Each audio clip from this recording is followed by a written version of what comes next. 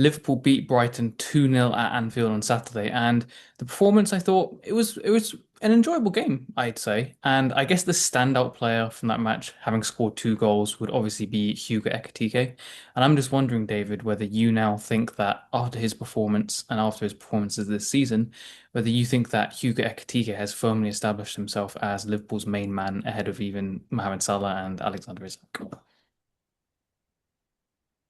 Yeah, you'd have to say so. I mean, he's probably the only forward that's been consistent this season for Liverpool, and to do that, having come in to a new surroundings and from a different league is pretty impressive from him, really. And it's all aspects of his game. I mean, he gets the two goals and he scored, I think, 10 this season, so he's doing well by that measure. But I just think everything about his game in terms of the build-up play and how he's involved in that, the little touches and linking with others. He's really important in that regard, and I think his pressing is getting there as well. And he's come from a side that does press, but it's just kind of getting used to a different way of doing that. And so, like I said, kind of all aspects, and I think it's fair to say that he is kind of the main man at the moment because obviously Salah's having the season he's having and the difficulties he's having. Isak is kind of nowhere near it really at the moment. Cody Gakpo's been in and out of form really at various points. So, yeah, it just seems like he's the only one who's really consistently doing it for Liverpool at the moment. So yeah, he does feel a little bit like the main man at the moment.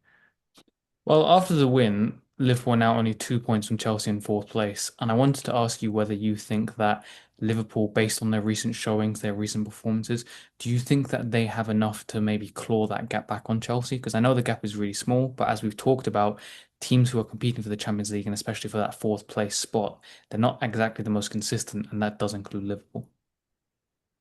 Yeah, exactly. I mean, that's it. They can't allow the gap to get much bigger is the big problem there that they've got. And the fact is, the form they've been showing in recent weeks, it felt like it was going to go that way, and that gap would only expand. But I think at the moment, it's not too much, and Chelsea have got inconsistencies as well. So you're confident that if Liverpool can kind of continue this little recent resurgence they've had, then yeah, there's every chance that they can go and get themselves a top four finish.